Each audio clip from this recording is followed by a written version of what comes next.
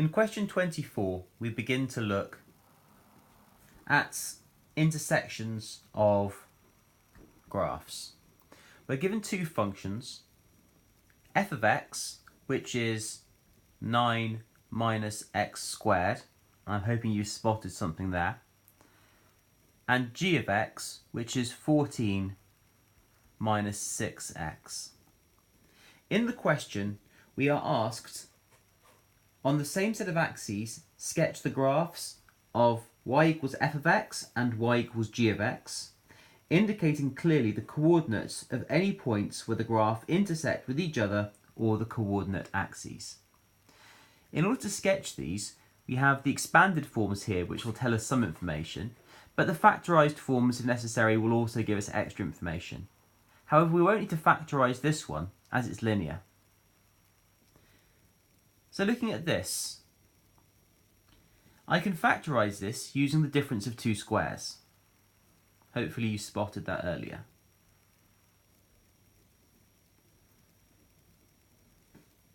If I set the factorisation equal to 0, I can find the two solutions.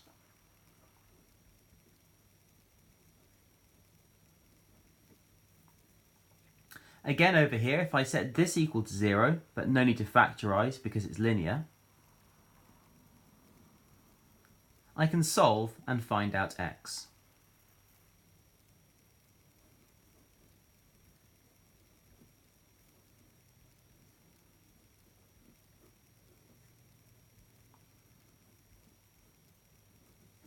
And I can simplify that.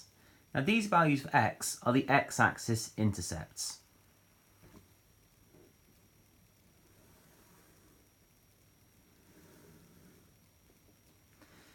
The coefficient of the quadratic term is negative, so I'm going to have this general shape. The constant is 9, and the coordinates therefore would be 0, 9. And the intercepts would have coordinates of 3, 0, and minus 3, 0. G of x is linear.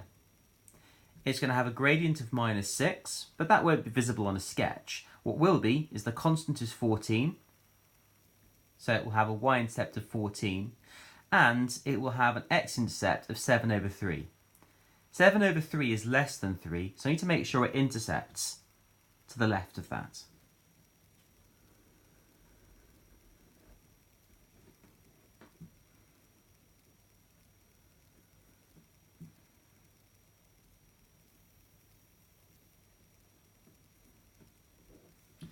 And as you can see from this sketch, there are two intersections.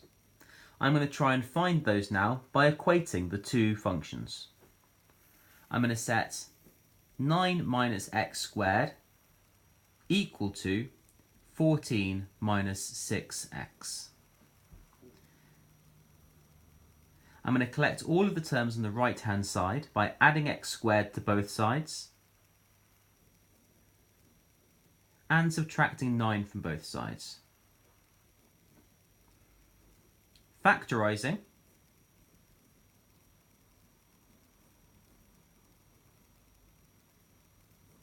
I get this, giving me solutions for x of 1 and x is 5. I'm going to substitute these in to one of the original functions to find the corresponding y values. I'm going to use this one here.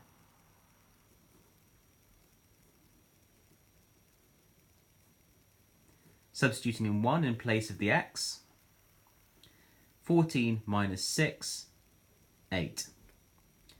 Here, same equation.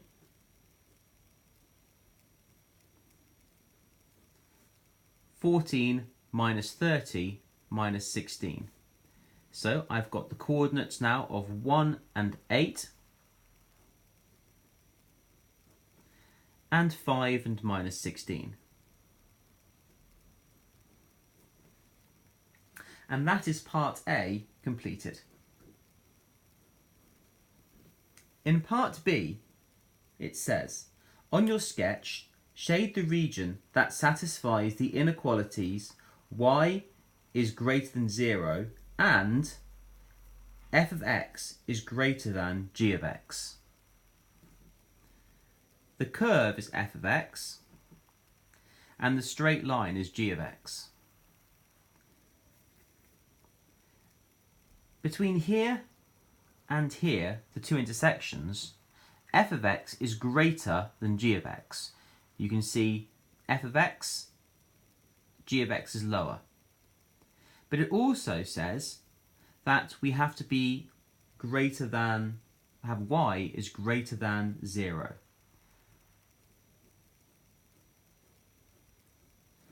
And that's that region there. It's the part that's greater than 0 above the x-axis, and it's the parts where f of x is greater than g of x. Over here, we can see g of x is greater than f of x. So this is the region that satisfies part B.